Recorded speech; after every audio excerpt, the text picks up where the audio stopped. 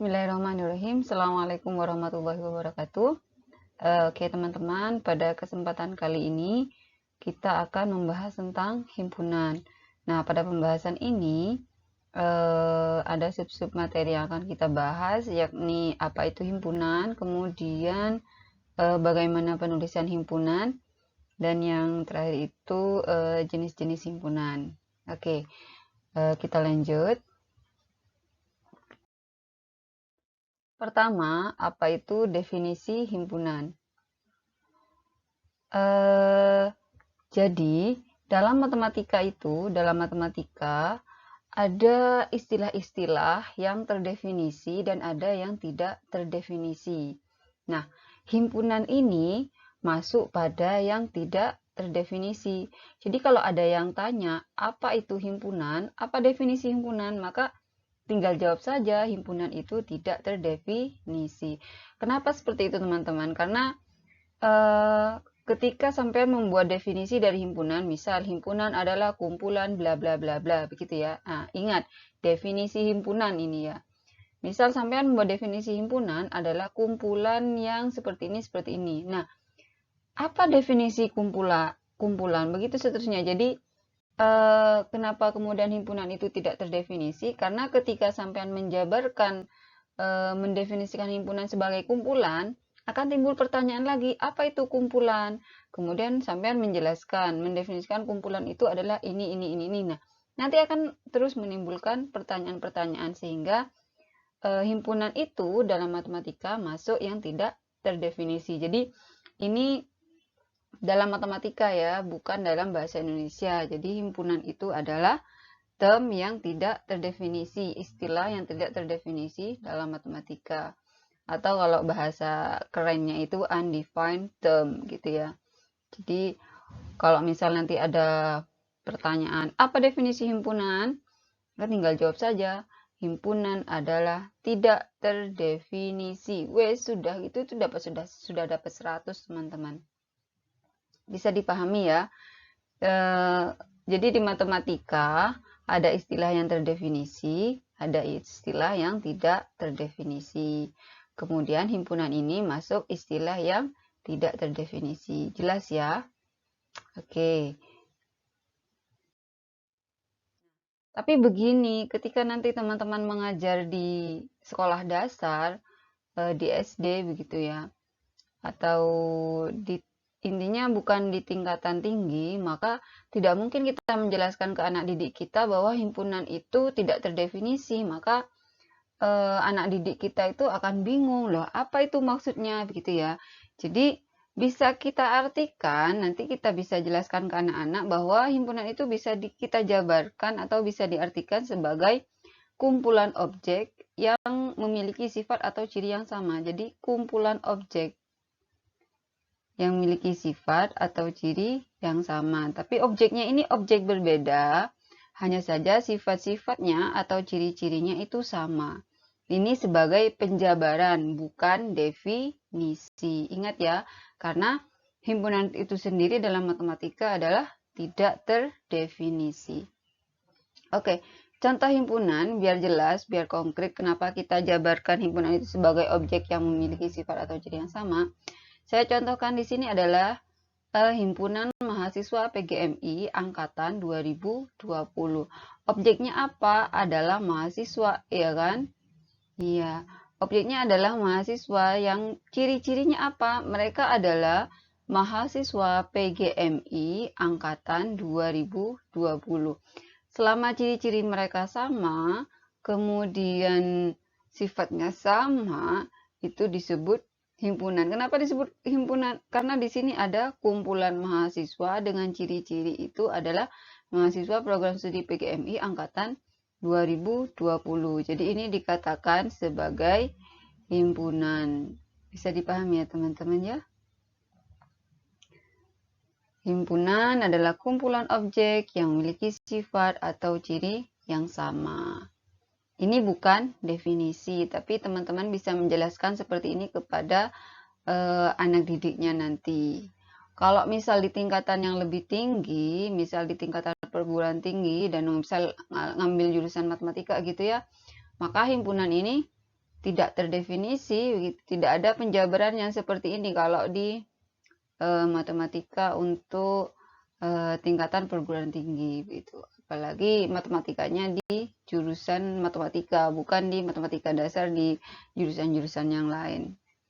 Bisa dipahami ya teman-teman, jadi bisa kita artikan bahwa himpunan adalah kumpulan objek yang memiliki sifat atau ciri yang sama. Contohnya yaitu Himpunan Mahasiswa PGMI Angkatan 2020, Himpunan Mahasiswa PGMI Angkatan 2019, bisa seperti itu, atau Himpunan Mahasiswa IAIN Madura, gitu ya. Jadi kumpulan objek, objeknya adalah manusia dengan ciri-ciri ya yang sama apa? Sebagai mahasiswa IAIN Madura. Oke ya. Penulisan himpunan. Nah, penulisan himpunan itu ada 3 teman-teman. Yang pertama dengan deskripsi, kemudian yang kedua mendaftar, kemudian yang ketiga itu menuliskan sifat-sifatnya. Yang pertama deskripsi ya, tinggal ditulis aja secara bahasa Indonesia, dideskripsikan. A adalah himpunan mahasiswa PGMI angkatan 2020 gitu ya. Kemudian cara yang kedua, maka kita mendaftar. Mendaftar apa? Yang didaftar itu anggotanya. Misal A, jadi ini dibaca A adalah himpunan kurung kurawal 2 ini kurung kurawal ya. Kurung kurawal 2. Kemudian anggotanya di list, jadi anggotanya itu didaftarkan. Siapa saja mahasiswa PGMI angkatan 2020, misal Ahmad, Budi, Siti, dan seterusnya. Jadi didaftar semua anggota dari Himpunan Mahasiswa PGMI angkatan 2020. Ini cara yang kedua. Kemudian cara yang ketiga, menuliskan sifatnya atau bisa menggunakan rumus, bisa menggunakan simbol-simbol matematika. Jadi ini saya bacanya, A adalah himpunan X. Ini dibaca, A adalah himpunan X sedemikian sehingga. Jadi garis ini, garis lurus ini dibaca sedemikian sehingga X adalah mahasiswa PGMI angkatan 2020. Jadi saya simbolkan mahasiswanya itu sebagai X. Nah, gitu. Ya, bisa difahami sifatnya apa? Ini sifatnya atau cirinya adalah mahasiswa PGMI angkatan 2020 begitu. Jadi penulisan himpunan ada 3. Yang pertama deskripsi, kemudian mendaftar. Yang ketiga menuliskan sifatnya atau biasanya dituliskan dalam rumus atau simbol-simbol matematika. Pilih yang mana? Biasanya kalau dalam matematika itu yang digunakan 2 ini. Kadang mendaftar ya, kemudian yang ketiga ini yang menuliskan sifatnya atau yang menggunakan simbol matematika begitu. Contoh lain kalau di matematika itu begini, misal saya punya K, anggotanya itu adalah X sedemikian sehingga anggotanya ini kalau dalam rumus matematika ya, X kuadrat sama dengan X kuadrat sama dengan berapa ya? 4 misal. X kuadrat sama dengan 4. Nah, berarti saya punya anggotanya itu, ini kalau penulisan yang ketiga, maka saya punya, kalau saya daftarkan, K-nya itu adalah X kuadrat sama dengan 4. Ingat, anggotanya itu adalah X dengan syarat atau sifat, menggunakan rumus matematikanya. Jika kita kuadratkan X-nya, maka menghasilkan 4. Artinya apa? Bilangannya jika dikuadratkan hasilnya 4, apa saja itu? Yaitu min 2 dan 2. Jadi anggota K itu adalah min 2 dan 2. Ini cara yang kedua, jadi yang ini mendaftar. Ini daftar ya. Kemudian yang ini dengan simbol matematika. Oke, jadi ini penulisan himpunan. Bisa dipahami ya teman-teman? Oke, kita lanjut. Nah, ini catatan yang harus diingat dalam himpunan. Nah, yang pertama, simbol himpunan itu menggunakan huruf kapital, huruf besar gitu ya. Seperti A, B, K, L, dan Y, dan seterusnya. Mau pakai M, A, C, dan seterusnya huruf-huruf kapital. Jadi kalau simbol himpunan itu selalu huruf kapital. Contohnya ini A gitu ya. Jadi simbolnya huruf besar. Kemudian anggotanya jika itu nanti menggunakan huruf ya, anggotanya itu selalu huruf kecil. Ini A, B, C, E itu ya. Jadi anggotanya itu huruf kecil. Kemudian yang terakhir, jika A adalah anggota dari himpunan A, misal saya punya himpunan A, kemudian misal saya punya himpunan A, kemudian A yang ini adalah anggota dari A, kemudian saya punya B ini bukan anggota dari A, maka penulisannya dalam matematika seperti ini. Ya teman-teman.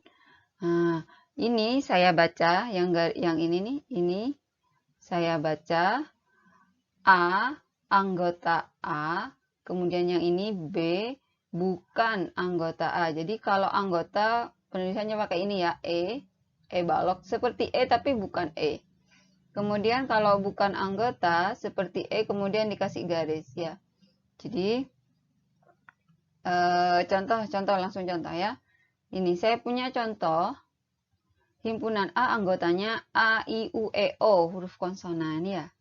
Jadi penulisannya menggunakan huruf kecil kalau anggota, kemudian kalau simbol himpunannya menggunakan huruf balok.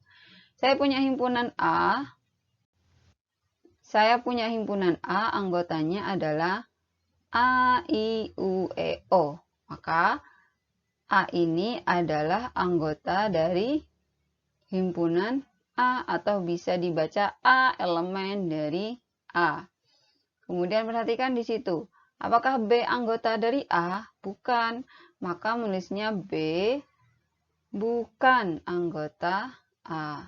Apakah C anggota A? Bukan. Berarti saya menulisnya C bukan anggota dari A. Begitu. Jadi ini simbol-simbol matematika. Ini simbol yang bukan anggota. Kemudian yang ini simbol bukan anggota. Yang ini simbol anggota. Bisa dipahami ya? Oke, kemudian yang terakhir teman-teman. Catatan juga, ini tentang jenis-jenis himpunan ya. Suatu himpunan disebut berhingga apabila banyak anggotanya berhingga. Jadi dikatakan sebagai himpunan berhingga jika banyak anggotanya berhingga. Artinya apa berhingga itu? Kita tahu jumlahnya ada berapa, gitu teman-teman. Contoh, K adalah himpunan X demikian sehingga X-nya adalah huruf konsonan, contoh yang tadi itu. Karena kenapa ini adalah anggota berhingga, himpunan berhingga? Karena jelas anggotanya itu apa? A, I, U, E, dan O. Jelas. Jadi banyaknya anggota itu berhingga. Bisa kita hitung. Banyaknya ada berapa. Kemudian yang kedua, jika banyak anggotanya tak hingga, maka disebut himpunan tak hingga. Kita nggak tahu banyak anggotanya itu ada berapa, maka disebut sebagai himpunan tak hingga. Contoh apa? L adalah himpunan X demikian sehingga X adalah bilangan asli. Bilangan asli itu teman-teman tahu ya, bilangan asli itu dimulai dari 1, 2, 3, 4, 5, dan seterusnya. Jadi kita nggak tahu tuh bilangan asli berhentinya sampai angka berapa. Ada yang tahu tak bilangan asli berhenti sampai berapa? Apa berhenti sampai 1 triliun? Tidak. 1 triliun itu ya hanya penamaan saja, kita hanya terbatas pada 1 triliun. Bisa saja 1000 triliun, 1 triliun 1, 1 triliun 2, dan seterusnya. Jadi kita nggak tahu bilangan asli itu batasnya sampai mana, maka ini disebut sebagai himpunan tak hingga. Oke, bisa dipahami ya? Nah, kemudian ada nih terakhir, himpunan yang tidak mempunyai anggota. Loh, ternyata ada himpunan yang tidak mempunyai anggota. Nah, kalau ada himpunan yang tidak mempunyai anggota, maka ini disebut sebagai himpunan kosong. Nah, simbolnya apa? Seperti ini. Nah, ini simbol himpunan dari ini adalah simbol dari himpunan kosong. Jadi 0 kemudian dicoret gitu ya. Atau boleh menggunakan kurung kurawal yang enggak ada isinya. Ini adalah simbol dari himpunan kosong. Contohnya apa himpunan kosong? Saya punya M adalah himpunan X demikian sehingga X adalah mahasiswa PGMI angkatan 2021. Apakah ada mahasiswa PGMI yang angkatan 2021 sekarang ini? Belum ada ya kan, tidak ada anggotanya, tidak punya anggota. Meskipun saya katakan ada himpunan mahasiswa PGMI angkatan 2021, karena tidak punya anggota, maka saya katakan bahwa M adalah himpunan kosong. Jadi menulisnya bisa seperti ini. Kemudian boleh juga kurung kurawal 2 tanpa anggota. Oke teman-teman, itu materi kita hari ini tentang himpunan. Ibu rasa sudah cukup ya. Kemudian ada tugas. Tugas nanti jawabannya ditulis di komen ya. Contohkan himpunan, berikan contoh himpunan berhingga, himpunan tak hingga, dan himpunan kosong. Nah, tuliskan nama, kemudian kelas, dan jawabannya apa. Oke ya. Oke, itu dari Ibu. Nanti kalau ada pertanyaan kita bahas di grup. Semoga bermanfaat. Assalamualaikum warahmatullahi wabarakatuh.